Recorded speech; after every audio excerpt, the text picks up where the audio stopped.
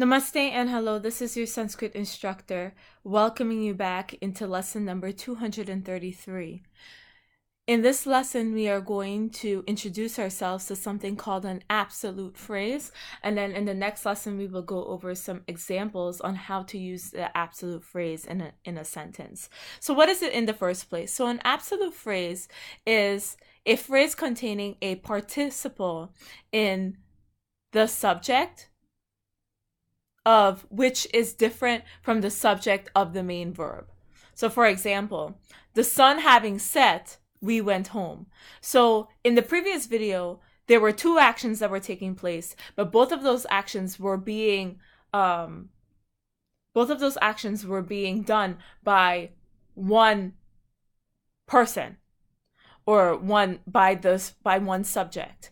But here we have the sun having set, the sun is setting, and then we went home. That is a different subject and a different verb.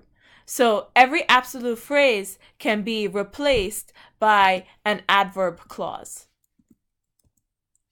Another example is that the boys being tired, the master stopped the class. Here the boys are doing the action of being tired, and here the master stopped the class. So as we're going along with these more complex sentences, you would have to decipher whether you would need to use an indeclinable past participle or whether you would need to use an absolute phrase. And that's of paying attention to the words in the context here.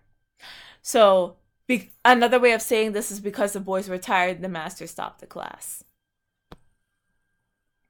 Another example, the hunter having gone, the birds began to sing. After the hunter went, the birds began to sing. Again, two different subjects, two different verbs. The hunter is going.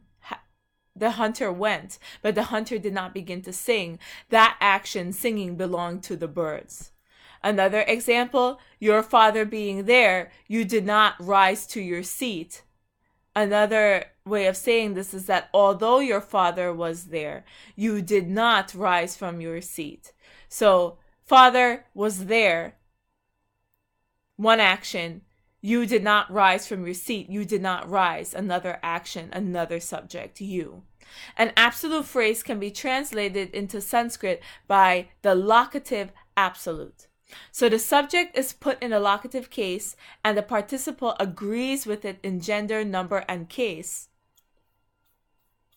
And then the present participle is used if the action of the absolute phrase is simultaneous with that of the main clause.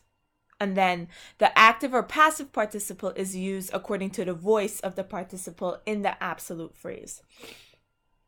So in the next video, we're going to go over some examples on how to use the absolute phrase. And this is just an introduction video so that you can have an idea as to what an absolute phrase is. And stay tuned for the examples in the next video. With that, this is your Sanskrit instructor signing off with a namaste.